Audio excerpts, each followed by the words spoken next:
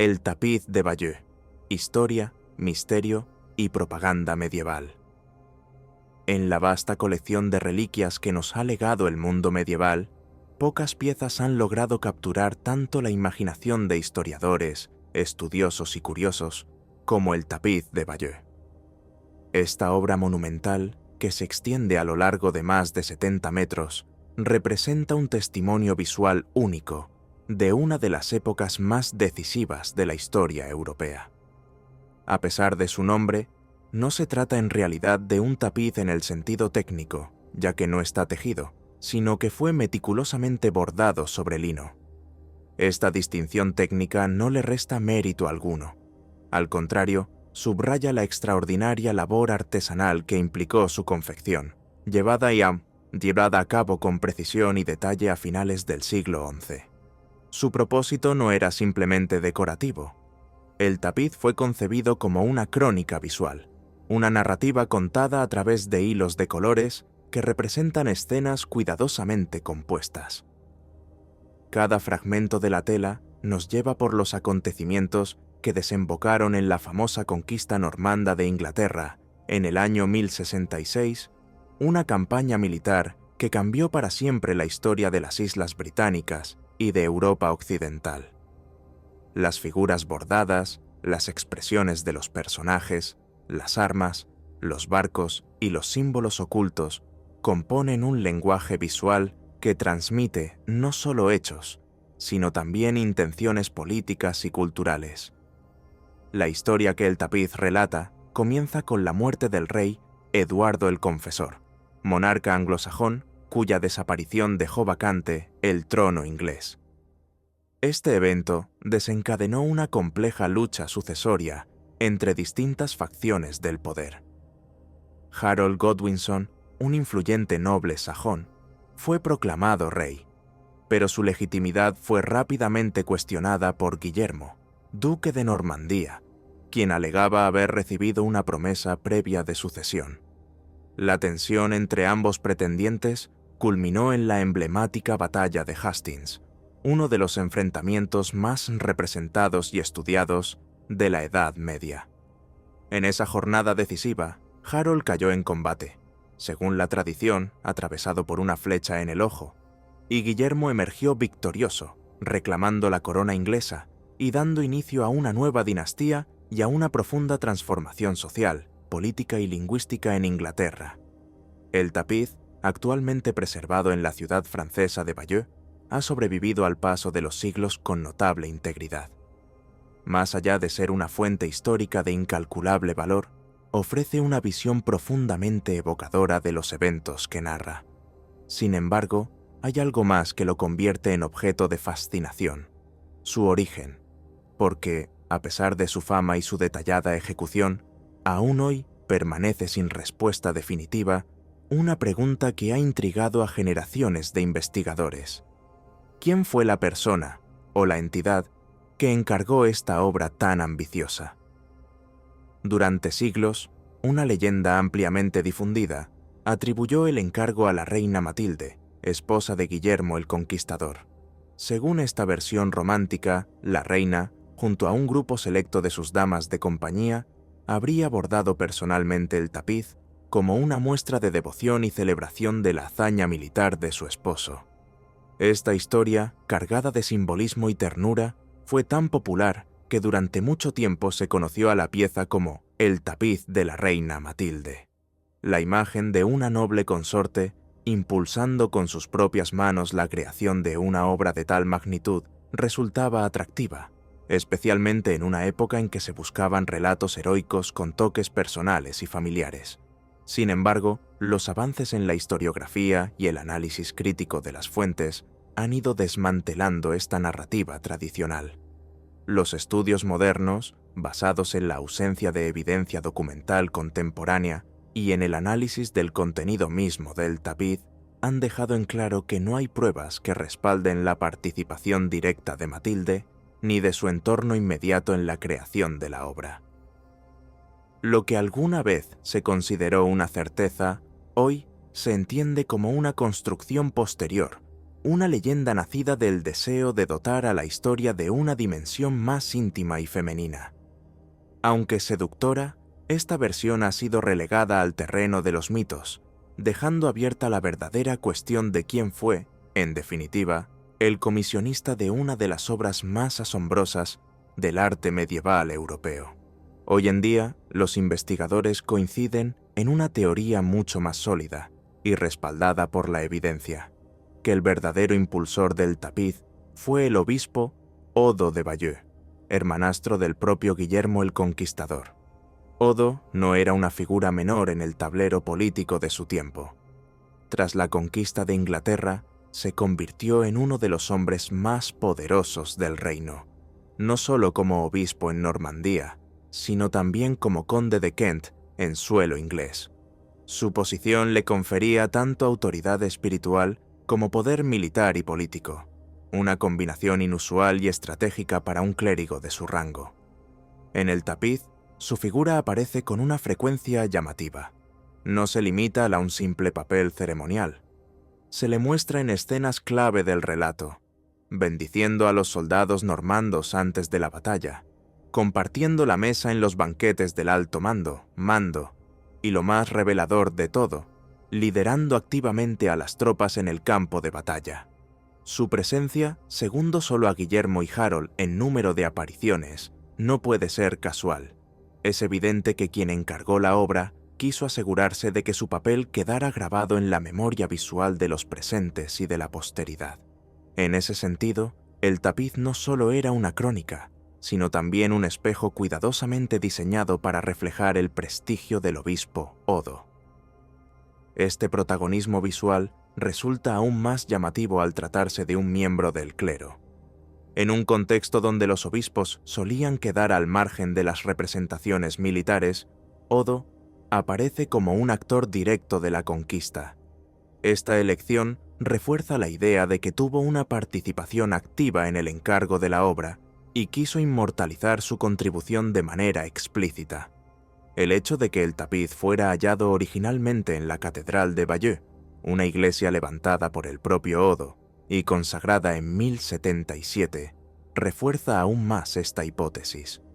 Muchos expertos creen que la obra fue creada expresamente para esa ocasión, probablemente para ser exhibida durante la ceremonia de dedicación del templo, a la que asistió el propio rey Guillermo. El momento y el lugar no pudieron ser más oportunos. Una nueva iglesia, una nueva era, una narrativa bordada para legitimar el dominio normando y ensalzar a sus principales arquitectos.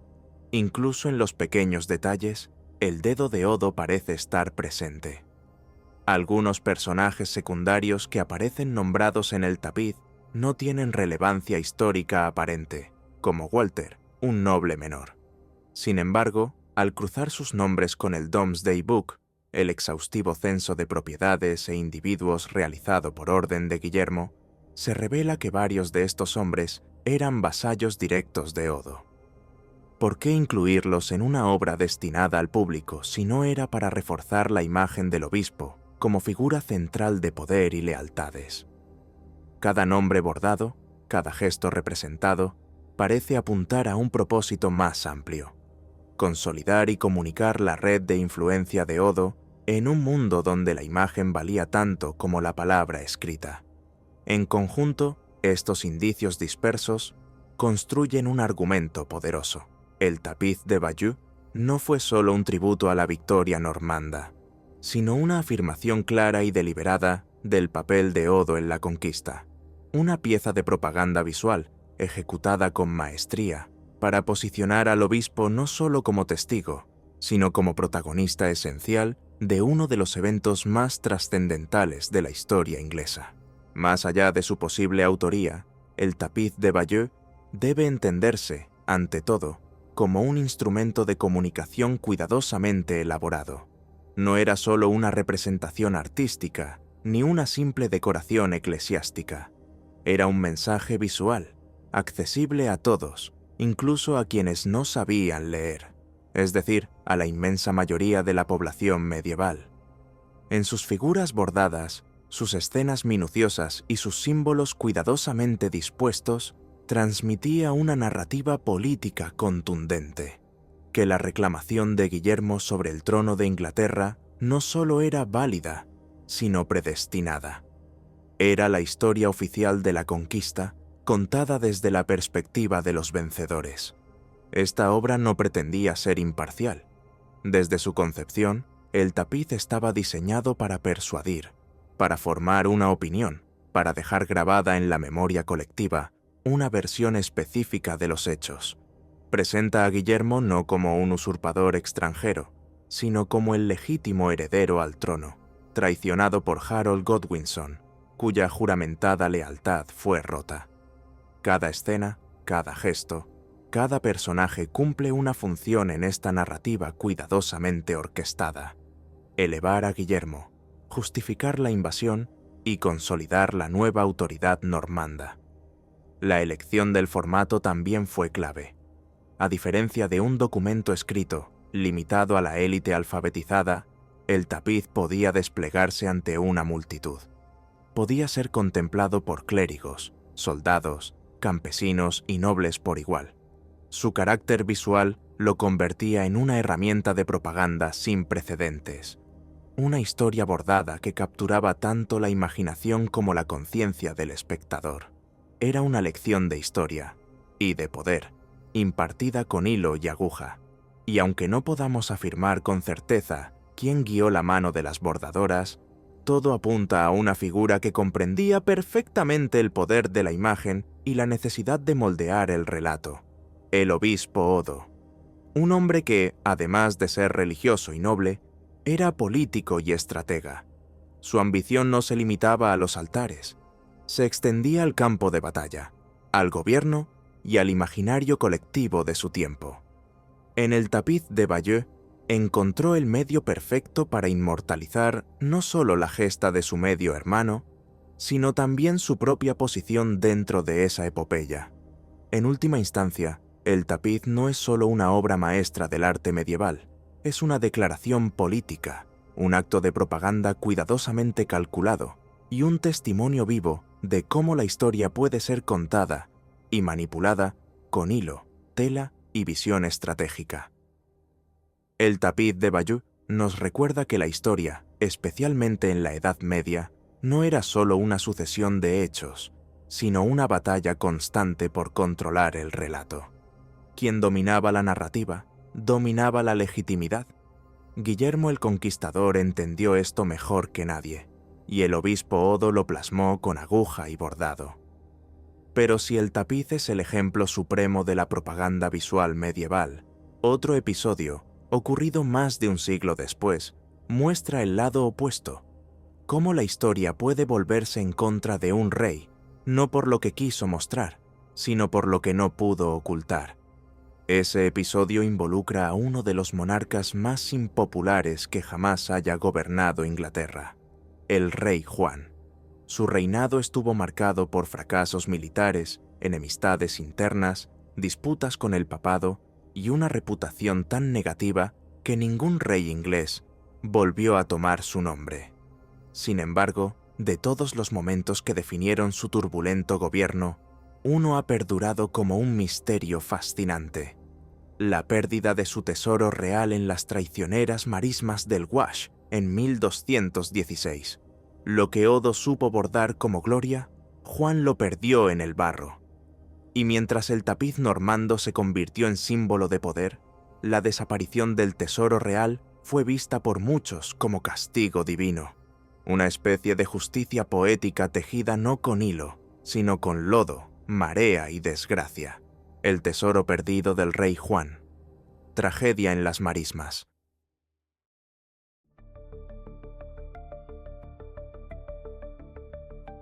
En octubre de 1216, el reinado del rey Juan de Inglaterra se encontraba al borde del colapso. La autoridad de la corona estaba seriamente debilitada y amenazada desde todos los frentes posibles. Los nobles del reino, hartos de sus políticas autoritarias, sus impuestos abusivos y sus constantes fracasos militares, se habían rebelado abiertamente, sumiendo al país en una guerra civil. En el sur, un ejército francés encabezado por el príncipe Luis, invitado por los propios varones ingleses rebeldes, había invadido el territorio, ocupando ciudades clave e instalando un gobierno alternativo. Desde el norte, las fuerzas escocesas del rey Alejandro II se desplazaban hacia el sur, sumándose al caos generalizado. Inglaterra, fracturada y agotada, parecía al borde de perder su soberanía.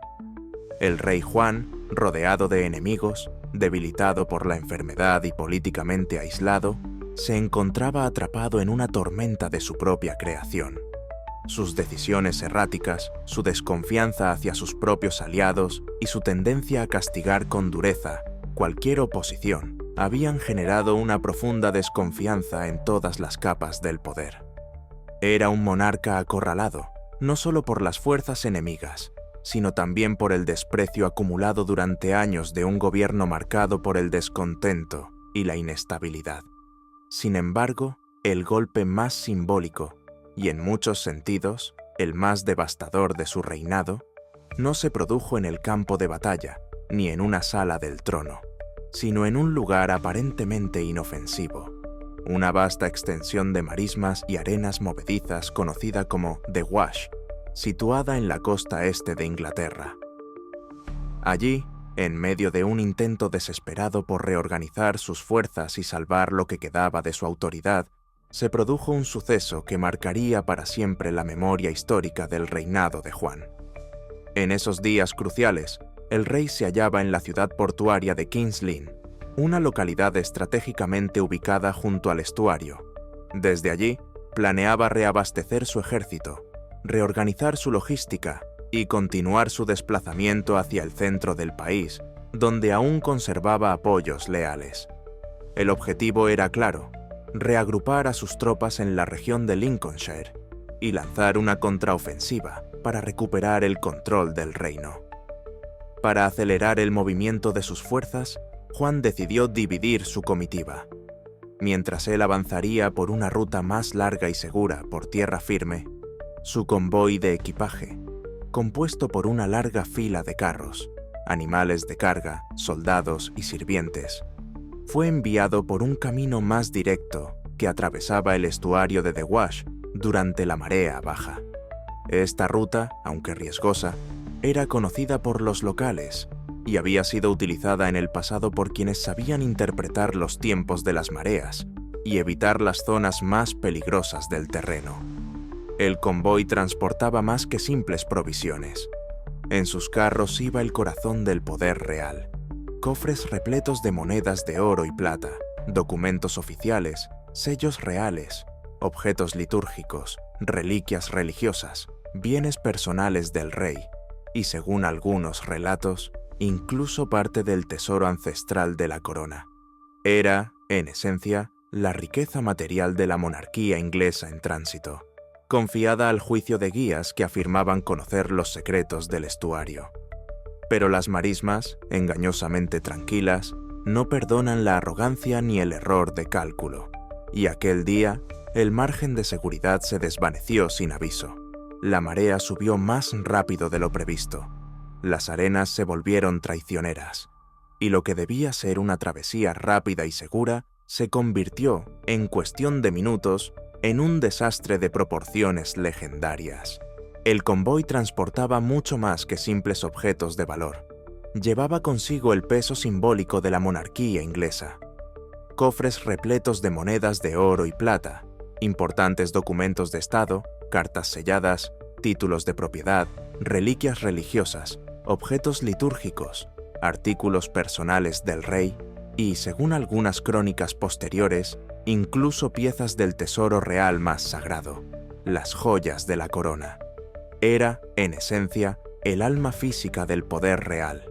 Aquel cargamento no solo representaba riqueza tangible, sino también legitimidad, autoridad y continuidad institucional.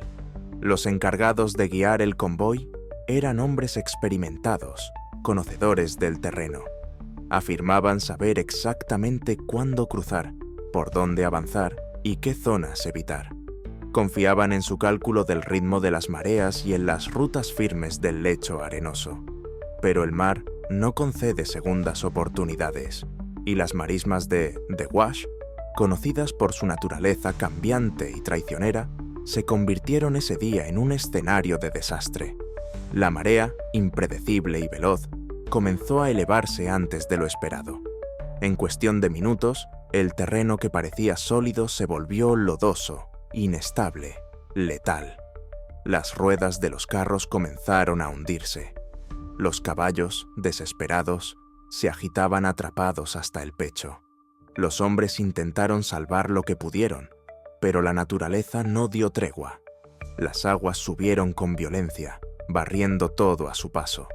Lo que siguió fue descrito con dramatismo por los cronistas contemporáneos. Roger de Wendover, un monje del siglo XIII, relató la escena con un tono que rozaba lo sobrenatural. El suelo se abrió en medio de las olas y remolinos sin fondo se tragaron todo. Su relato, cargado de simbolismo, retrata un castigo casi divino. Cofres hundiéndose en el barro, soldados siendo arrastrados por la corriente, el tesoro desapareciendo en un abismo de agua y arena. En pocos instantes, todo lo que el rey había cargado consigo para sostener su reinado desapareció en el estuario. Ni rastro, ni rescate. La noticia del desastre fue devastadora. Cuando el rey Juan recibió el informe, su reacción fue más que física. Fue emocional, casi espiritual. Ya enfermo y extenuado, la pérdida lo quebró. Algunos relatos afirman que cayó en una fiebre repentina, presa de la desesperación. Otros sugieren que se dejó morir, sabiendo que su corona ya no tenía sustento. Lo cierto es que su salud se deterioró de forma fulminante. 4 días después, el 18 de octubre de 1216, murió en el castillo de Newark. Tenía apenas 49 años. Su muerte dejó a Inglaterra sumida en el caos. El país estaba en guerra civil, invadido por tropas extranjeras, y sin su tesoro, el futuro de la corona parecía incierto. Pero lo que realmente perduró fue el misterio, el enigma del tesoro perdido. Porque, más allá de la política y las crónicas medievales, aquella tragedia dejó una pregunta abierta que sigue resonando 8 siglos después. ¿Qué ocurrió con el tesoro del rey Juan? ¿Se perdió para siempre en las entrañas del estuario? ¿Alguien lo rescató en secreto? ¿Fue exagerada su magnitud por los cronistas o realmente desapareció una fortuna bajo las aguas del Wash? Así nació una leyenda, una historia de ambición, error y castigo. El relato de un rey odiado, derrotado no solo por sus enemigos, sino por las propias fuerzas de la naturaleza, y el comienzo de uno de los grandes misterios sin resolver de la historia inglesa. ¿Qué ocurrió realmente con aquel tesoro? Es una pregunta que, siglo tras siglo, sigue resonando en los archivos de la historia inglesa. ¿Se hundió por completo bajo las aguas del estuario, tragado por el fango y sepultado para siempre? ¿Fue rescatado en secreto por manos desconocidas? ¿O acaso nunca existió en las proporciones legendarias que describieron los cronistas, y todo fue parte de una exageración hábilmente narrada para simbolizar la caída de un monarca impopular? Las versiones varían, y cada una refleja no solo distintas posibilidades, sino diferentes formas de entender el legado del rey Juan. Algunos historiadores creen que la pérdida fue parcial y que el dramatismo de las crónicas obedecía más a un juicio moral que a un registro fiel de los hechos. En esa época, Juan ya era visto por muchos como un tirano, excomulgado por el Papa, enfrentado a la nobleza, humillado por sus enemigos extranjeros. Para muchos contemporáneos, la desaparición del tesoro no fue solo un accidente geográfico, sino una manifestación del castigo divino. El rey que desoyó a su pueblo y rompió pactos sagrados fue finalmente castigado por la tierra misma. Sea cual fuere la verdad, el incidente quedó fijado como uno de los momentos más simbólicos y oscuros del reinado de Juan. Mientras el tapiz de Bayeux se mantiene, más de un siglo antes, como un legado tangible de conquista y legitimidad, una historia bordada con propósito político. el tesoro del rey Juan se desvaneció entre lodo y olvido, convertido en el emblema de una corona en ruinas, consumida por la avaricia, la ineptitud y las mareas de la historia. Hoy, más de 800 años después, la fascinación por ese tesoro perdido no ha disminuido. Arqueólogos, aventureros y cazadores de reliquias han dedicado años a intentar descifrar su paradero. Se han revisado mapas medievales, estudiado los cambios geográficos de la costa este y aplicado tecnologías modernas, como radar de penetración terrestre y análisis satelital. Algunos han identificado posibles rutas del convoy, otros han teorizado sobre áreas específicas del Wash donde podrían estar los restos. Sin embargo, hasta la fecha, ningún hallazgo ha confirmado la ubicación del botín, y quizás sea precisamente esa falta de respuestas lo que alimenta la leyenda, porque el misterio del tesoro del rey Juan no es solo una historia sobre oro perdido, sino una metáfora duradera del colapso del poder. Es la imagen de un rey cuya autoridad se desvaneció como sus riquezas, absorbida por el barro, borrada por la marea y transformada en un mito que, siglos después, sigue resonando como una advertencia silenciosa desde el fondo del estuario. Así, el tesoro no solo desapareció, se convirtió en símbolo. El símbolo de un reinado fracasado, de un poder que no supo sostenerse y de una historia que, como muchas otras en la Edad Media, terminó siendo contada no en piedra ni pergamino, sino en leyenda. La leyenda del tesoro perdido del rey Juan es una historia de hundimiento, literal y simbólico, donde el poder de un monarca se disolvió en el barro, dejando tras de sí poco más que preguntas y mitos. Pero no todos los misterios medievales nacen del colapso o del caos. Algunos emergen en el silencio de los siglos, entre ruinas olvidadas y rastros que el tiempo ha desdibujado. Así ocurre con otro rey inglés, uno cuyo cuerpo sí fue cuidadosamente enterrado con todos los honores, pero cuya tumba, a diferencia del tesoro de Juan, también se ha perdido. Se trata de Enrique I, hijo del mismísimo Guillermo el Conquistador. A diferencia de Juan, su reinado fue más largo, más estable y más eficaz.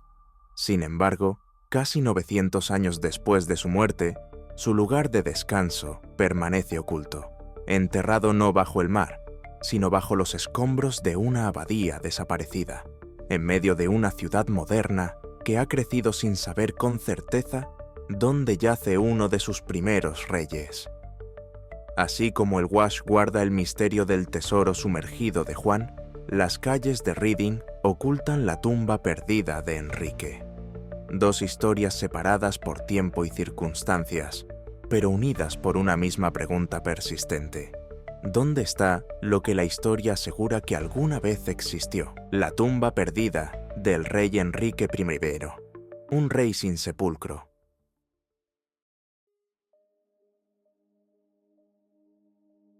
Enrique I de Inglaterra, el hijo menor de Guillermo el Conquistador, fue un monarca que combinó la habilidad política con una inteligencia poco común para su época. Gobernó durante más de 30 años, desde el año 1100 hasta su muerte en 1135, en un periodo de consolidación del poder real y expansión de la autoridad monárquica. Fue un estratega nato, conocido por su capacidad de negociación, su firmeza frente a los conflictos internos y su visión administrativa. A diferencia de muchos reyes medievales, Enrique era educado y letrado, lo que le valió el sobrenombre de Beauclerc, el bello erudito, un título que reflejaba tanto su nivel de instrucción como su distinción en la corte. Durante su reinado, Enrique fortaleció el sistema de justicia, reformó la estructura fiscal del reino y logró imponer una autoridad centralizada en un país marcado por las tensiones entre los normandos, herederos de la conquista de 1066, y los sajones, aún influyentes entre la nobleza local. Su matrimonio con Matilde de Escocia, una princesa descendiente de la antigua línea real sajona, Fue un movimiento político calculado para unir a ambas casas y reforzar su legitimidad como rey de todos los ingleses. Bajo su mando, el reino conoció una relativa estabilidad, en contraste con los periodos tumultuosos que precedieron y siguieron a su reinado. Y sin embargo, a pesar de su éxito en vida, el destino le reservó un epílogo extraño. Su tumba, el lugar destinado a eternizar su memoria, desapareció con el paso de los siglos. Enrique murió el 1 de diciembre de 1135 en Saint-Denis-le-Fermont, en Normandía, mientras cazaba, según las crónicas. La causa fue, curiosamente, un exceso de lampreas, un tipo de pez de aspecto anguiloso que formaba parte de la cocina de élite, y al que el rey, según se dice, no podía resistirse. A pesar de las advertencias médicas de la época, pues se consideraban difíciles de digerir, Enrique se dio un banquete con ellas, lo que le provocó un episodio fatal. Su muerte, lejos del corazón político de su reino, supuso una crisis inmediata, no solo sucesoria, sino también logística. Tal como había sido su voluntad, su cuerpo debía ser enterrado en la abadía de Reading, en Berkshire, un templo que él mismo había fundado en 1121, con la intención expresa de que fuera su lugar de descanso eterno. Esta elección no fue casual. Enrique había financiado generosamente la construcción del monasterio como símbolo de su fe, su poder y su legado. Quería que ese santuario real se convirtiera en un centro espiritual y político de Inglaterra, y que su tumba fuera el eje simbólico del lugar. Transportar su cadáver desde Normandía a Inglaterra, en pleno invierno, fue una tarea monumental. Se aplicaron las prácticas funerarias medievales habituales.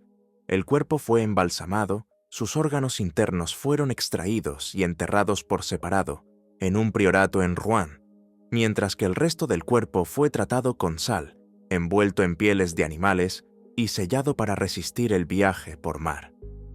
La travesía se retrasó durante semanas, debido a tormentas en el Canal de la Mancha. Las crónicas relatan incluso que uno de los miembros de su séquito murió, aparentemente, por el hedor insoportable del cadáver en descomposición.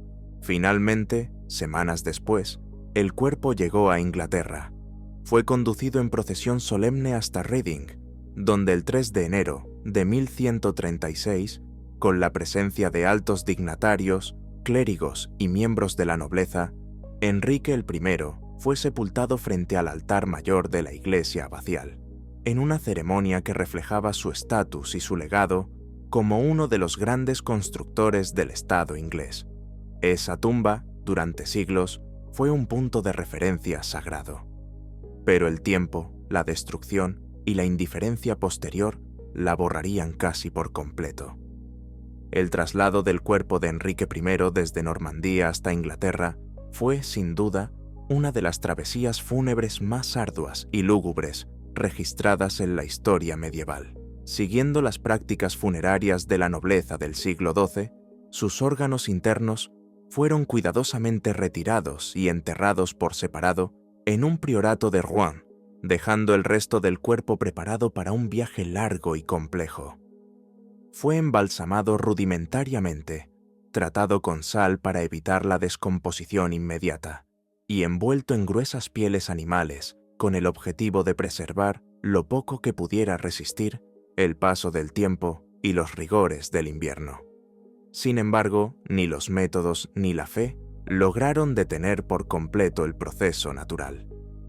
Durante semanas, el cuerpo esperó en el puerto de Caen, mientras el mar embravecido impedía el cruce del Canal de la Mancha. Las tormentas invernales retrasaban constantemente la partida, y mientras tanto, el cadáver comenzaba a emitir un hedor insoportable. La leyenda, recogida por los cronistas, afirma que uno de los hombres encargados de vigilar el féretro murió a causa del fétido olor que emanaba del ataúd real. Fuese o no cierto, este relato ilustra la crudeza de una época donde incluso la muerte de un rey estaba sujeta a los límites de la carne y el tiempo. Finalmente, hacia comienzos de enero, de 1136, el cuerpo de Enrique llegó por mar a Inglaterra y fue trasladado en solemne procesión hasta la abadía de Reading. Aquel monasterio, que él mismo había fundado en 1121, estaba concebido como el corazón espiritual de su legado. Fue allí donde se celebró su funeral con toda la pompa que un monarca merecía. Se oficiaron misas solemnes, se hicieron ofrendas reales, se repartieron limosnas entre los pobres y se preparó su sepultura justo frente al altar mayor del templo, el lugar más sagrado y simbólico del recinto. Su tumba, majestuosa y central, se convirtió en destino de peregrinaje, y durante siglos la abadía de Reading fue considerada un santuario real. Pero la posteridad no fue amable con el lugar. Todo cambió en el siglo XVI, cuando el país volvió sus ojos hacia una nueva forma de poder, no la corona sagrada, sino la monarquía absolutista de Enrique VIII. En su ruptura con la Iglesia Católica, el monarca inició un proceso radical conocido como la disolución de los monasterios. Entre 1536 y 1541, decenas de abadías fueron saqueadas, sus monjes dispersados, sus bienes confiscados y sus estructuras demolidas o convertidas en propiedades del Estado. La abadía de Reading fue una de las víctimas de esta campaña. Su comunidad fue expulsada, su último abad, Hugh Faringdon, ejecutado por resistirse al nuevo orden, y sus tesoros, aquellos que Enrique I lo había ofrecido con devoción, fueron arrancados sin contemplación. El templo fue reducido a ruinas y sus muros, que alguna vez protegieron los restos del rey, fueron desmantelados y reutilizados como piedra de construcción para nuevas edificaciones. Lo que había sido un símbolo de poder, fe y continuidad dinástica se transformó en un terreno baldío, erosionado por la ambición política, la indiferencia histórica y el paso implacable del tiempo. Las generaciones siguientes construyeron sobre las ruinas una prisión, un colegio, calles, viviendas. Con cada ladrillo colocado, la memoria del rey Enrique I se fue hundiendo, no en el barro como el tesoro del rey Juan, sino bajo los cimientos de una ciudad que había olvidado que allí descansaba uno de los pilares de su monarquía. Así, la tumba que alguna vez fue el corazón de Reading desapareció sin dejar rastro visible, y con ella se desvaneció un fragmento tangible de la historia de Inglaterra. La tumba de Enrique I no fue la excepción en el desmantelamiento sistemático del pasado. A medida que la abadía de Reading fue saqueada y su estructura se desmoronaba, la ubicación exacta del sepulcro real comenzó a diluirse entre la destrucción y el abandono. Con el paso de las décadas, y más aún de los siglos, la memoria del lugar se volvió difusa. Se decía que el rey había sido enterrado en un ataúd adornado con plata, un detalle que, de ser cierto, lo habría convertido en blanco irresistible para ladrones de tumbas y buscadores de metales preciosos.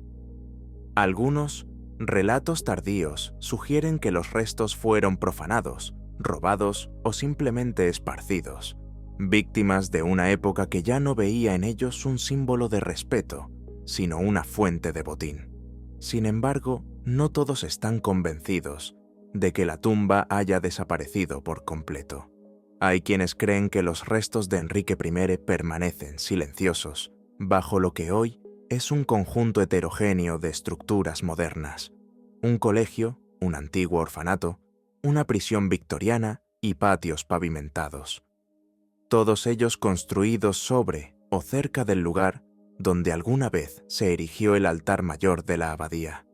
El área es tan urbanizada, tan intervenida, que cualquier intento serio de excavación arqueológica se topa con obstáculos técnicos, legales y logísticos, y aún así el misterio persiste. En los últimos años, el redescubrimiento del cuerpo del rey Ricardo III en un estacionamiento en Leicester avivó las esperanzas de encontrar otros monarcas perdidos. Ese hallazgo, logrado mediante el uso de tecnología avanzada y una meticulosa investigación histórica demostró que incluso las tumbas más olvidadas pueden ser recuperadas si se combinan el rigor científico con la voluntad institucional. Inspirados por ese precedente, varios grupos, entre ellos historiadores, arqueólogos y fundaciones patrimoniales, han dirigido su atención a Reading. Se han llevado a cabo escaneos con radar de penetración terrestre y análisis subterráneos que han revelado anomalías compatibles con estructuras funerarias. Incluso el príncipe William, descendiente directo de Enrique I, ha manifestado su apoyo a futuras excavaciones. Sin embargo, hasta ahora, ninguna pala ha tocado tierra. Los permisos arqueológicos no han sido aprobados.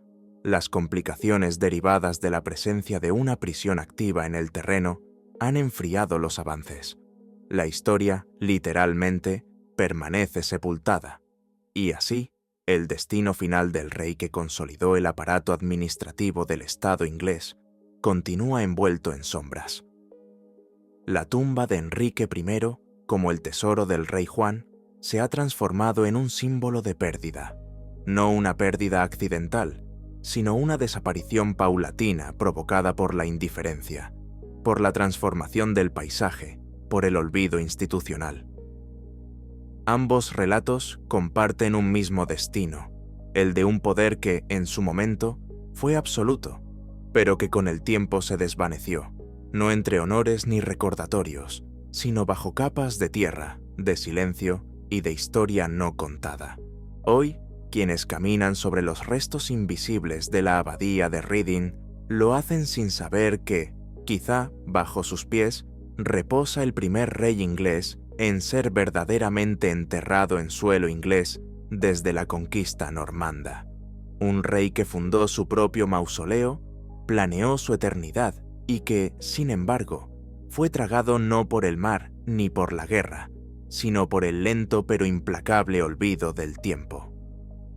La desaparición de la tumba de Enrique I representa una lección silenciosa sobre la fragilidad del legado, incluso para los reyes más poderosos. Su cuerpo, alguna vez escoltado por altares y oraciones, terminó sepultado por la indiferencia de los siglos, y así como su tumba se desvaneció entre ruinas y escombros, también lo haría, en otra época, la esperanza depositada en un joven monarca que prometía continuar la transformación religiosa de Inglaterra, Eduardo VI. A diferencia de Enrique I, cuyo reinado fue largo y consolidado, Eduardo apenas tuvo tiempo de gobernar. Heredero del trono en una época convulsa, fue proclamado rey siendo apenas un niño. Su vida y su reinado estuvieron marcados por la fragilidad, la de su salud, la de su juventud y la de un reino dividido entre la Reforma protestante y la nostalgia del catolicismo. Y como tantas otras figuras reales, su final llegó demasiado pronto.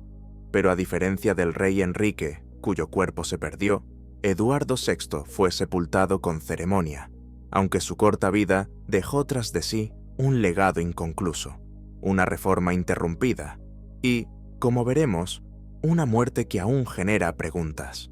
La muerte del rey Eduardo VI, reforma, sucesión y una corona quebrada.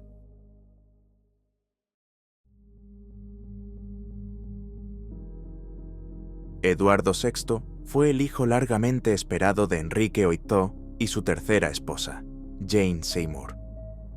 Nació el 12 de octubre de 1537 y, desde el primer instante de vida, su existencia fue vista como una bendición divina y una justificación histórica.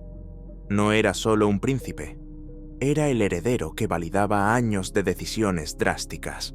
Su nacimiento legitimaba el divorcio de Enrique con Catalina de Aragón, la ruptura con la Iglesia Católica y la creación de la Iglesia de Inglaterra. Era, en los ojos de su padre y de sus partidarios, el símbolo viviente de un nuevo orden dinástico y religioso. Sin embargo, esa esperanza traía consigo una sombra desde el inicio. Jane Seymour, su madre, murió de complicaciones posparto apenas 12 días después de haberle dado a luz. la pérdida marcó el tono de la infancia de Eduardo, una mezcla de adoración y protección. Creció rodeado de médicos, nodrizas, tutores y guardianes cuya principal tarea era mantenerlo a salvo y asegurar su desarrollo físico e intelectual. Su salud fue siempre delicada y cada resfriado o tos generaba preocupación en la corte. A pesar de su fragilidad, Eduardo demostró ser un niño excepcionalmente brillante. Recibió una educación de alto nivel, centrada en humanidades, lenguas clásicas, retórica y, sobre todo, doctrina protestante. Influenciado por figuras como Thomas Cranmer y otros reformadores, desarrolló un fuerte sentido religioso y un compromiso personal con la transformación espiritual del reino.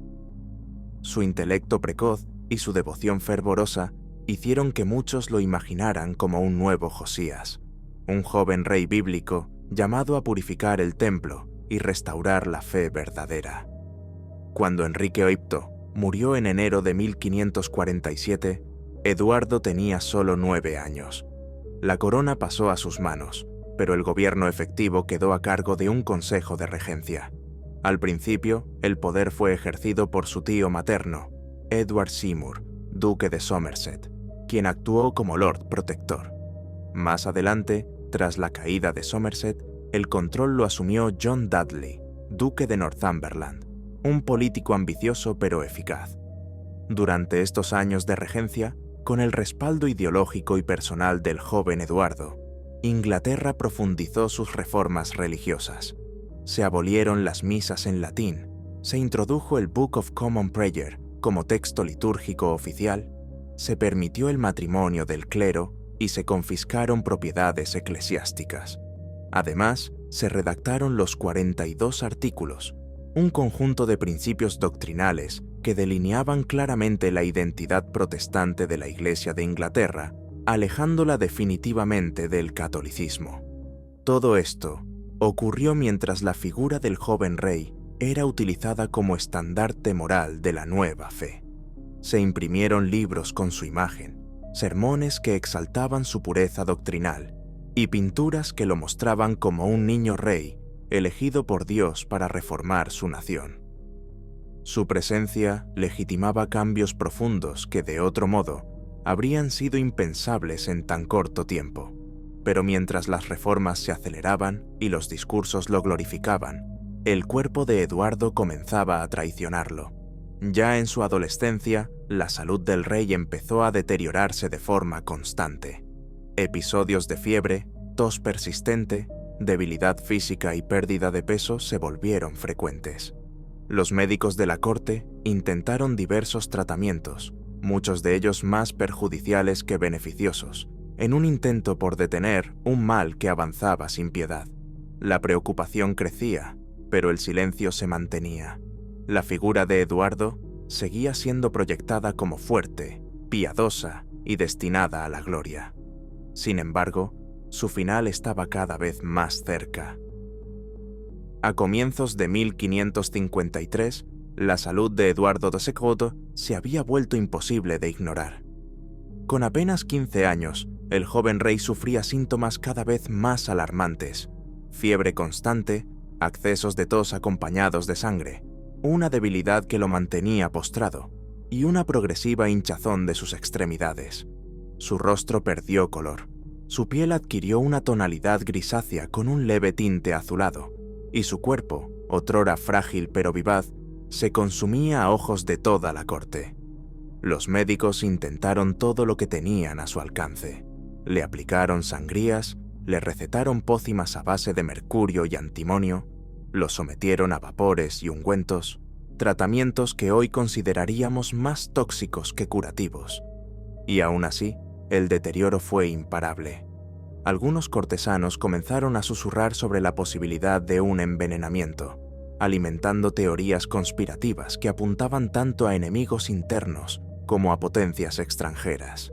Pero los síntomas y el avance de la enfermedad encajaban más claramente con un diagnóstico que entonces no podían comprobar: tuberculosis pulmonar, posiblemente agravada por neumonía o una infección bacteriana secundaria.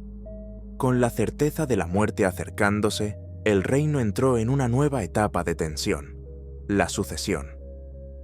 De acuerdo con el testamento de Enrique VIII y la ley vigente, el trono debía pasar a María Tudor, la hija mayor del rey y ferviente católica. Después de ella, la línea pasaba a Isabel, hija de Ana Bolena y protestante. Pero para Eduardo y su entorno reformista, permitir que María ascendiera al trono era un riesgo existencial. Toda la reforma protestante, que él había impulsado con energía juvenil y convicción doctrinal, corría el riesgo de ser desmantelada en cuestión de semanas. Fue entonces cuando el duque de Northumberland, principal figura del poder real en esos momentos y protector del protestantismo, propuso una solución radical: alterar la línea de sucesión. Eduardo, ya enfermo y debilitado, pero aún con claridad mental, redactó un nuevo documento que excluía a sus hermanas del trono, argumentando, bajo un razonamiento legal forzado, que ambas eran ilegítimas. En su lugar, designó como heredera a su prima Lady Jane Grey, bisnieta de Enrique VII, profundamente protestante, culta, piadosa y, convenientemente, nuera del propio Northumberland. El plan era claro: preservar la reforma religiosa, instaurando una reina títere controlada por el duque. Pero el tiempo jugó en contra de todos.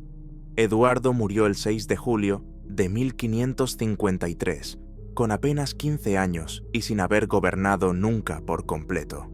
Las crónicas afirman que sus últimas palabras fueron una plegaria, pidiendo a Dios que defendiera la verdadera fe que él había intentado proteger. Su muerte fue inicialmente silenciada por el Consejo, que necesitaba preparar el ascenso inmediato de Jane sin oposición. Durante varios días, la noticia fue ocultada al público, mientras se organizaban los mecanismos necesarios para proclamar a la nueva reina. Lady Jane Grey fue coronada formalmente el 10 de julio, pero la maniobra fue vista por muchos como ilegítima. María Tudor, enterada de la situación, se movilizó de inmediato, recibiendo el respaldo de numerosos nobles, comandantes militares y del pueblo llano, que la veían como la heredera legítima de la dinastía Tudor. En menos de 2 semanas, sin apenas derramamiento de sangre, María entró en Londres como reina y Jane fue depuesta sin resistencia. Eduardo VI fue enterrado el 8 de agosto de 1553 en la abadía de Westminster. Su funeral fue modesto y estuvo marcado por una contradicción dolorosa.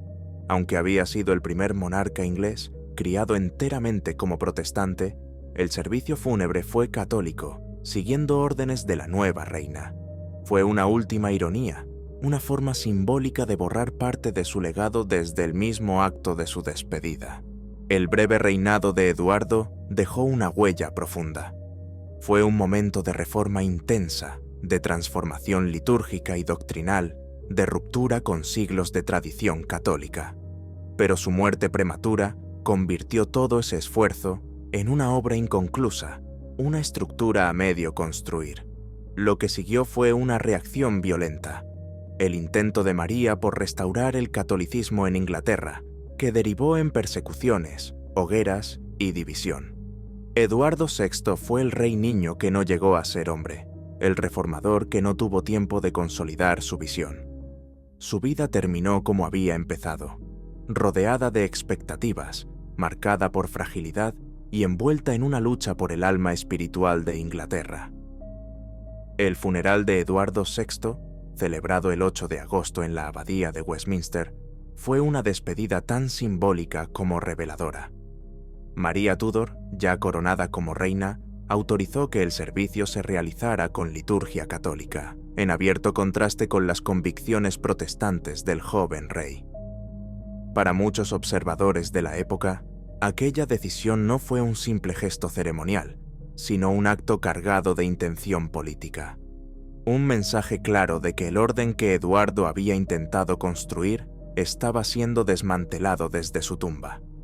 Eduardo fue enterrado sin el esplendor reservado a otros monarcas Tudor. Su tumba fue modesta sin grandes monumentos ni decoraciones fastuosas. No hubo mausoleos, ni capillas dedicadas, ni esculturas que perpetuaran su imagen. Era como si el eco de su reinado, lleno de ideales religiosos y promesas reformadoras, hubiera sido deliberadamente silenciado. Así, su ambición de transformar la fe de un país quedó reducida a un susurro bajo el suelo de la abadía, eclipsado por la restauración católica de su hermana. Pero el intento de borrar su legado no tuvo éxito absoluto. La muerte de Eduardo desencadenó una de las etapas más turbulentas de la historia inglesa.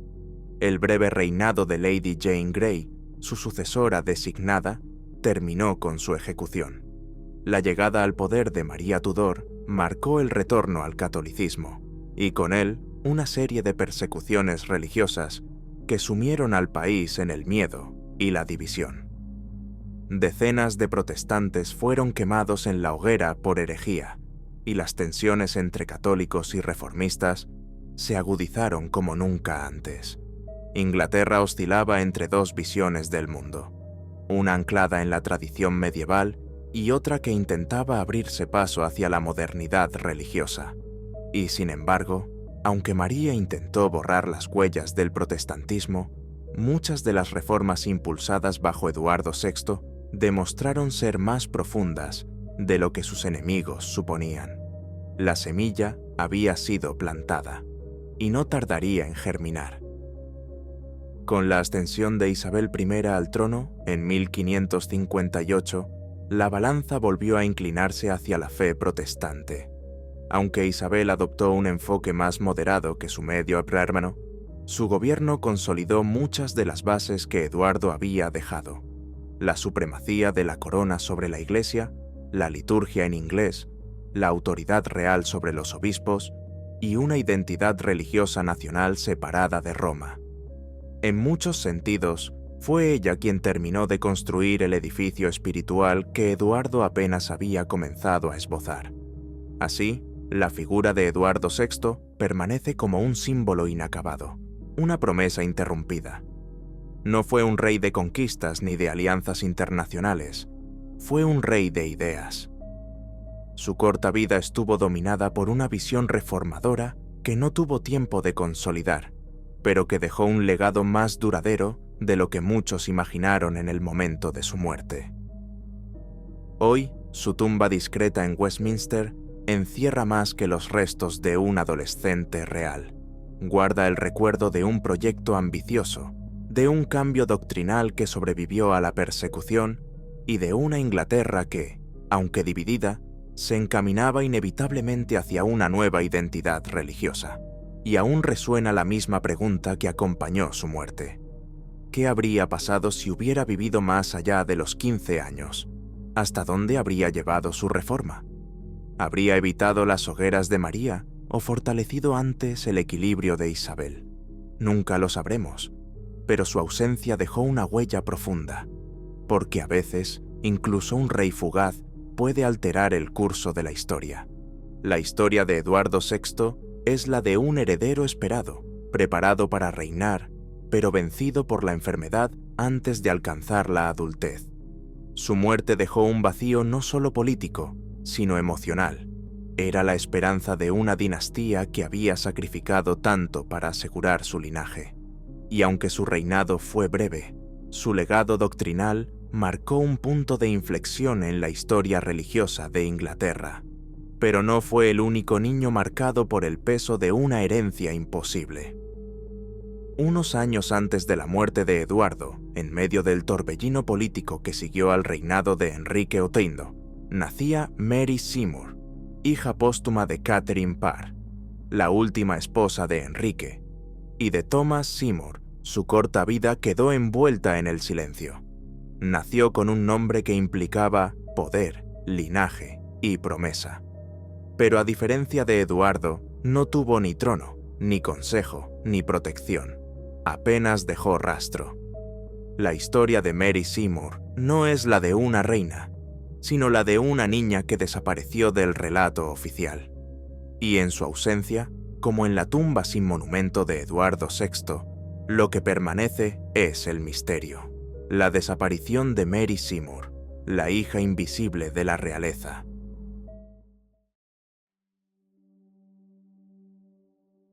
En la turbulenta corte de los Tudor, donde alianzas se forjaban y se deshacían con la misma velocidad con la que corría la sangre, pocas figuras resultan tan enigmáticas como Mary Seymour. Nacida en el corazón mismo de la realeza, con un linaje que la conectaba directamente a dos de las casas más poderosas de su tiempo, su existencia se desvaneció casi tan rápido como comenzó. Era hija de una reina consorte, sobrina de un rey, y sin embargo, su vida quedó relegada al pie de página de la historia, apenas un eco entre los muros de un castillo. Mary vino al mundo el 30 de agosto de 1548, en el castillo de Sudeley, en Gloucestershire. Su madre, Catherine Parr, era mucho más que la sexta esposa de Enrique Copindo.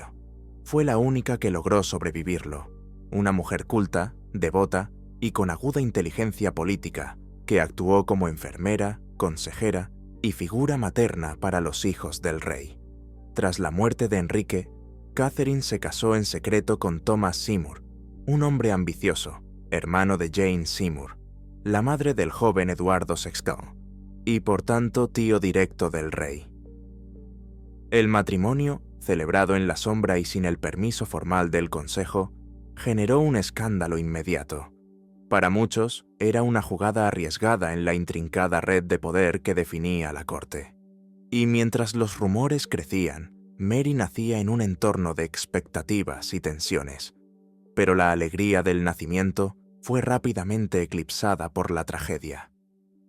12 días después del parto, Catherine Parr murió de fiebre puerperal, una infección común y casi siempre letal en la época, provocada por las condiciones insalubres del alumbramiento. Su fallecimiento no solo dejó a Mary huérfana de madre, sino que también debilitó la posición política de su padre, que sin el respaldo de su influyente esposa, se encontró más expuesto ante sus enemigos. Thomas Seymour, decidido a alcanzar el poder absoluto como regente de Eduardo VI, comenzó a maniobrar en la corte. Su cercanía con la princesa Isabel, de apenas 14 años por entonces, generó escándalos. Se le acusó de haber cruzado la línea entre el afecto y la provocación, de visitar sus aposentos a horas indebidas, de actuar con una familiaridad que rayaba en la transgresión. Aquellas sospechas alimentaron el fuego de sus detractores. En 1549 fue arrestado por conspiración, acusado de planear el secuestro del joven rey y de desestabilizar el gobierno. Fue juzgado y condenado a muerte. El 20 de marzo de ese año fue ejecutado en la Torre de Londres, dejando a su hija Mary huérfana por segunda vez en menos de 7 meses. Así, Mary Seymour, nacida entre las más altas esperanzas, quedó reducida a una existencia incierta. Había perdido a sus padres, su linaje se había convertido en una carga, y en la despiadada política de los Tudor, una niña sin defensores no tenía lugar asegurado. Aunque legalmente era heredera de los títulos y bienes de su madre, la caída en desgracia de su padre la convirtió en una figura incómoda, ignorada por la corte y relegada al olvido. Así, en menos de un año, Mary Seymour pasó de ser la hija de una reina a convertirse en una figura marginal, una presencia incómoda para una corte que prefería olvidar los errores recientes. Su linaje, que debía ser un escudo de protección, se convirtió en un estigma. Era la huérfana de 2 caídos en desgracia, la reina que había desobedecido las convenciones casándose en secreto y el noble ejecutado por traición. Aunque su sangre era noble, su nombre pesaba más como amenaza que como promesa. Tras la ejecución de Thomas Seymour, la pequeña fue confiada al cuidado de Catherine Brandon, duquesa de Suffolk, una mujer pragmática y políticamente hábil, pero también una de las pocas amigas sinceras que Catherine Parr había tenido en vida. A Mary se le asignó una pensión anual proveniente del Tesoro Real, suficiente para cubrir su crianza en condiciones respetables. Durante un breve periodo, pareció que, al menos en lo material, estaría protegida. Sin embargo, esa pensión cesó sin explicación apenas un par de años después. No hay cartas que documenten la razón. No hay protestas oficiales ni quejas registradas. Simplemente, los pagos se detuvieron. Y junto con ellos, la única prueba tangible de que Mary Seymour seguía existiendo. A partir de ese momento, el silencio fue absoluto. No hay registros que mencionen su participación en la corte. Ningún testamento conocido la incluye como beneficiaria. No hay contratos de matrimonio, ni partidas de defunción, ni siquiera notas marginales en los diarios de la época. En un mundo donde hasta los detalles menores de la nobleza eran cuidadosamente anotados, Mary desaparece por completo del relato, como si nunca hubiera existido. Este vacío ha alimentado durante siglos todo tipo de especulaciones. Algunos creen que murió en la infancia, víctima de una enfermedad, y que su fallecimiento fue tan poco conveniente que se optó por no registrarlo oficialmente. Otros sugieren que fue enviada lejos, quizás al campo, para vivir bajo otro nombre, adoptada por alguna familia de confianza. Una teoría más audaz plantea que se le ocultó deliberadamente, por temor a que su nombre pudiera convertirse en una bandera para alguna facción política descontenta. Pero quizás la explicación más simple sea también la más triste, que fue ignorada. Que en medio del caos dinástico, de las pugnas religiosas, de las intrigas palaciegas y los cambios de trono, la niña fue dejada y a su suerte. Sin madre, sin padre, sin protectores influyentes, en una época en que el linaje podía ser un arma de doble filo, Mary Seymour fue arrinconada por una historia demasiado grande para ella, y así su vida se borró sin ceremonia ni testimonio. El enigma que rodea su destino no solo despierta la curiosidad de los historiadores, también ofrece un reflejo de la época. Una niña nacida en el epicentro del poder podía desaparecer sin dejar rastro si las circunstancias dejaban de favorecerla. En una corte donde se registraban con detalle los nacimientos, muertes y alianzas, que el nombre de Mary Seymour se desvaneciera por completo no es solo un accidente, es una declaración brutal de lo prescindible que podía volverse una vida. Con el paso del tiempo, la figura de Mary Seymour ha pasado de ser una nota marginal en los archivos de palacio a convertirse en símbolo de las vidas silenciadas por la historia. No fue mártir, ni reina, ni siquiera pieza visible en el ajedrez político de su tiempo. Fue, simplemente, una niña olvidada. Y en ese olvido, representa a todos aquellos que, pese a nacer bajo el resplandor del poder, terminaron borrados por la indiferencia.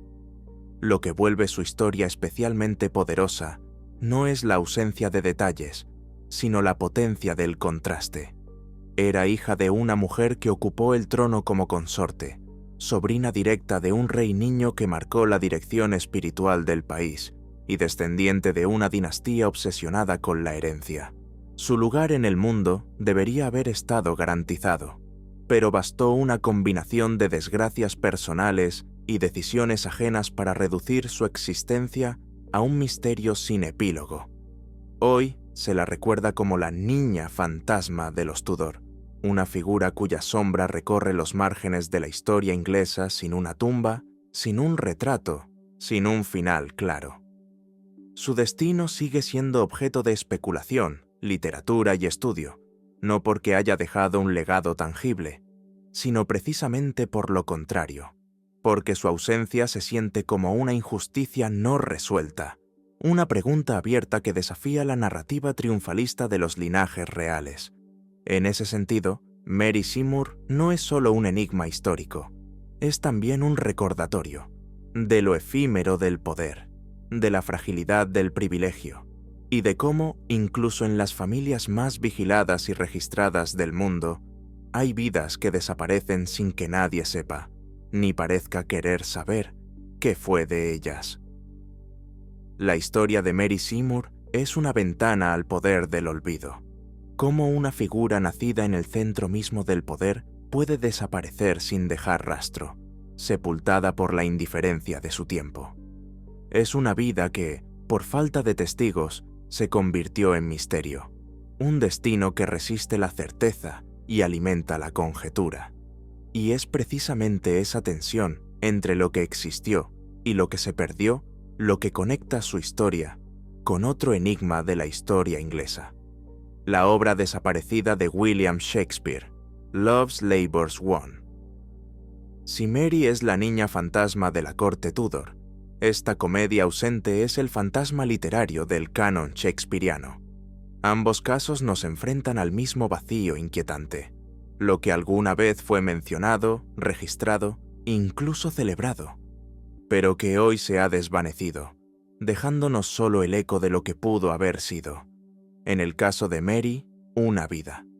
En el caso de Shakespeare, una obra. Ambas ocultas tras el velo del tiempo, ambas alimentando la imaginación de quienes aún buscan darles forma. La obra perdida de Shakespeare.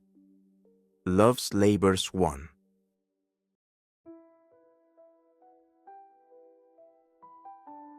En el vasto legado literario de William Shakespeare, cada una de sus obras sobrevivientes ha sido objeto de estudio, representación y admiración durante más de 4 siglos. Sus tragedias, comedias e historias han definido no solo la literatura inglesa, sino también la manera en que entendemos el arte dramático occidental.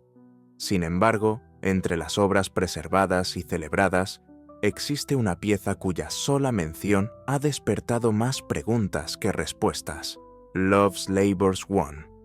Este título enigmático aparece en documentos del siglo XVI, pero su texto nunca ha sido hallado.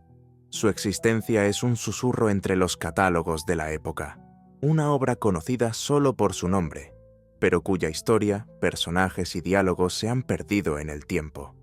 La sola evocación de su título ha fascinado a académicos, dramaturgos y aficionados por generaciones, alimentando teorías, búsquedas y recreaciones. El título sugiere una posible conexión con una comedia que sí conocemos, Love's Labour's Lost, escrita hacia finales de la década de 1590. En esta obra, un grupo de nobles jura renunciar al amor y al placer durante 3 años para entregarse por completo al estudio y la contemplación. Sin embargo, sus promesas se ven rápidamente puestas a prueba por la llegada de un grupo de mujeres nobles, lo que da pie a una serie de juegos de palabras, malentendidos amorosos y enredos cortesanos. Pero lo que realmente distingue a Love's Labour's Lost es su desenlace. A diferencia de otras comedias de Shakespeare, no concluye con bodas o reconciliaciones, sino con una pausa. Las mujeres imponen a los hombres una espera de 12 meses antes de que puedan probar su amor verdadero. No hay resolución inmediata, sino una promesa aplazada. Una espera. Es en esa pausa, en ese cierre incompleto, donde algunos estudiosos ven la clave. ¿Y si Shakespeare escribió una secuela? Una continuación donde, tras el luto y el tiempo, los personajes se reencuentran y el amor finalmente triunfa. ¿Y si Love's Labour's Won fuera esa segunda parte, un desenlace más tradicional y satisfactorio que cerrara el ciclo iniciado por su antecesora? La hipótesis de que Love's Labour's Won es una secuela directa de Love's Labour's Lost no solo es plausible, es lógica dentro del contexto teatral de la época. Las compañías solían explotar el éxito de ciertas obras con continuaciones o versiones expandidas. Shakespeare mismo escribió secuelas: Henry IV, partes 1 y 2, Henry VI en 3 partes, y Henry Piazzo. La idea de una segunda parte no era extraña ni innovadora para él, y la estructura misma de Love's Labour's Lost parece invitar a ese tipo de continuidad. Así, Love's Labour's Won se alza no solo como una curiosidad literaria, sino como un posible eslabón perdido dentro de la arquitectura dramática de Shakespeare. Una pieza que pudo haber dado cierre a una historia inconclusa y que hoy representa uno de los grandes misterios del teatro isabelino. Una obra mencionada, registrada, pero ausente, perdida en el tiempo, como tantas otras cosas que el arte y la historia no lograron conservar. Pero la existencia de Love's Labours Won no es una simple hipótesis, nacida del deseo de completismo académico. Hay pruebas tangibles, breves pero contundentes, que confirman que esta obra fue real. En 1598, el erudito y editor Francis Meres publicó Palladio Tamia, un tratado literario donde elogia el genio de William Shakespeare. Allí, al enumerar sus comedias más destacadas, Meres menciona títulos conocidos y preservados, como Romeo y Julieta, El mercader de Venecia y La noche de San Juan. Sin embargo, entre ellos aparece un título inesperado, Love's Labours Won. Su inclusión, junto a obras innegablemente reales, sugiere que no se trataba de un error ni de una invención, sino de una pieza que circulaba con suficiente notoriedad como para ser mencionada públicamente. Un año después, en 1599, la librería de Christopher Hunt en Exeter publicó un catálogo donde se enumeran varias obras disponibles para la venta. Entre ellas, nuevamente, aparece Love's Labours Won, esta vez junto a The Taming of the Shrew, The Merchant of Venice y otras comedias bien conocidas. El listado es importante porque no solo refuerza la existencia de la obra, sino que indica que en algún momento fue impresa, es decir, hubo una versión física, un cuaderno, un ejemplar que alguien tuvo en sus manos, y sin embargo, hoy no queda rastro de él. La gran pregunta, entonces, persiste. ¿Qué ocurrió con esta obra? Una teoría bastante extendida entre los especialistas es que Love's Labours Won no era una obra distinta, sino un título alternativo para otra comedia que ha llegado hasta nosotros con un nombre diferente. Esta práctica era común en el teatro isabelino, donde las obras podían cambiar de título según la edición, la compañía que las montaba o la ciudad donde se presentaban. En ese contexto, algunos estudiosos han propuesto que Love's Labours Won podría ser una versión temprana de Much Ado About Nothing, debido a sus temas de amor frustrado, sus enredos románticos y su tono de comedia resuelta. Otros candidatos han sido All's Well That Ends Well y The Taming of the Shrew, comedias con estructuras similares que podrían haber circulado bajo distintos nombres antes de ser impresas de manera oficial, pero esta interpretación no convence a todos. Para muchos expertos, la obra mencionada por Meres y Hunt no era un título alternativo ni una versión preliminar, sino una comedia independiente, completamente original, que simplemente se perdió. En esa lectura, Love's Labours Won sería uno de los grandes ausentes del canon shakespeariano. Una obra escrita, representada e incluso impresa, pero que por alguna razón no sobrevivió al tiempo. Tal vez fue mal preservada, o destruida en un incendio, o simplemente considerada menor y descartada. El teatro del siglo XVI no estaba pensado para la eternidad. Los guiones eran copiados a mano, el papel era caro, y muchas piezas desaparecieron sin que nadie las reclamara. En ese sentido, Love's Labours Won representa algo más que un título perdido. Es un recordatorio de lo frágil que puede ser la memoria cultural. Una obra atribuida a uno de los escritores más estudiados del mundo puede, aún así, desaparecer como si nunca hubiera existido. Como una carta extraviada entre siglos, como una voz ahogada por el ruido de otras historias, Love's Labours Won sigue siendo un misterio literario que desafía nuestra certeza sobre lo que creemos conocer. El teatro del siglo XVI vivía al ritmo de su época, inmediato, cambiante y muchas veces desechable. Las compañías teatrales no escribían para la eternidad, sino para la taquilla de la semana siguiente. Los manuscritos eran herramientas de trabajo, no piezas de museo. Los actores memorizaban sus partes, los directores adaptaban sobre la marcha y los textos eran corregidos, recortados o simplemente abandonados, cuando dejaban de ser rentables. En ese contexto, no es extraño que una obra, incluso una atribuida a William Shakespeare, pudiera desaparecer sin dejar más que un nombre en un catálogo. A diferencia de los poemas o los tratados filosóficos, que eran impresos con la intención de perdurar, las obras de teatro sobrevivían solo si alguien, un editor, un impresor, un mecenas, decidía que valía la pena conservarlas. Algunas lo lograron, otras, como Love's Labour's Won, no. Tal vez su manuscrito fue extraviado, tal vez su impresión fue escasa, mal distribuida, y no se conservó ningún ejemplar. Tal vez fue eclipsada por obras más populares, más trágicas, más espectaculares, o simplemente olvidada por accidente. En cualquier caso, el resultado es el mismo. Un silencio en medio del canon, una página en blanco entre los pliegues de la historia literaria.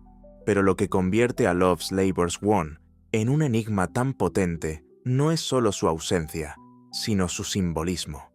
Su desaparición no es una simple pérdida bibliográfica, es una metáfora del tiempo y de la fragilidad de la memoria.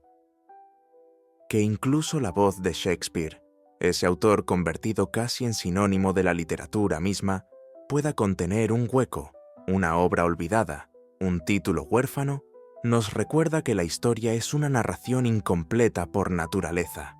Y así, Love's Labour's Won se une a una galería de misterios que definen tanto como los hechos conocidos, como la tumba vacía de Enrique I, que nos habla del olvido institucional, como el tesoro perdido del rey Juan, tragado por la geografía y la política, como Mary Seymour, cuya vida se desvaneció sin testigos. Cada uno representa una forma distinta de ausencia, una pérdida de contexto, de cuerpo, de texto. Quizás la mayor ironía de todas es que esta obra, cuyo título sugiere una conquista, el amor ganado, el esfuerzo recompensado, haya sido justamente lo que no se pudo conservar. Que una historia pensada para celebrar la victoria del afecto o de la voluntad haya terminado en el olvido. Pero en ese olvido también ha ganado otra forma de permanencia, la del misterio que no se deja cerrar, la del eco que sigue resonando porque nunca se le dio un final. La historia de Love's Labour's Won nos confronta con una ausencia en el corazón mismo de la cultura, una obra que pudo haber hablado del amor conquistado, de la resolución feliz, de la promesa cumplida, y que sin embargo se esfumó. En su silencio, esta pieza perdida adquiere una forma distinta de presencia, la del misterio que persiste porque nunca fue resuelto. Y es esa misma tensión entre el amor y lo que nunca llega a consumarse, lo que da forma a una de las historias más oscuras del periodo isabelino, la muerte de Amy Robsart. Mientras las comedias de Shakespeare se representaban en los teatros de Londres, en los salones del poder real se gestaba un drama mucho más sombrío. Un triángulo de ambición, deseo y tragedia que tuvo como protagonistas a la joven esposa de un noble en ascenso, a un cortesano que aspiraba a ser rey y a una reina cuyo corazón estaba en juego.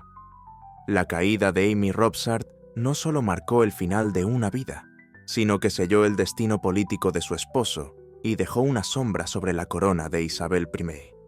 Porque si Love's Labour's Won nunca apareció, el amor que unía a Amy y Robert Dudley terminó de una forma mucho más brutal, con un cuerpo sin vida al pie de una escalera, la muerte de Amy Robsart.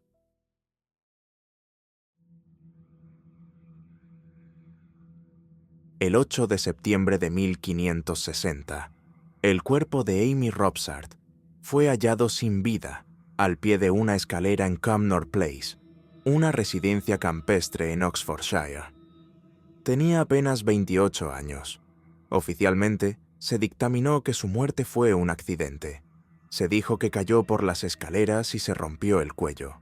Pero desde el primer momento, ese veredicto fue recibido con sospecha, porque Amy no era una mujer cualquiera.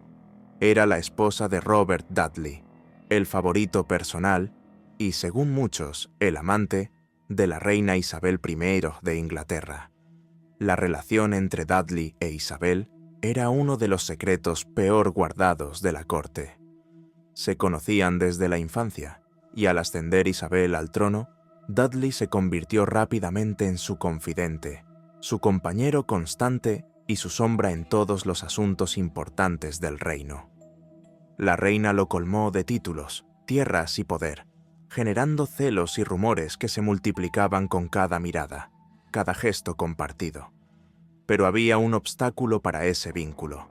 Robert Dudley estaba casado.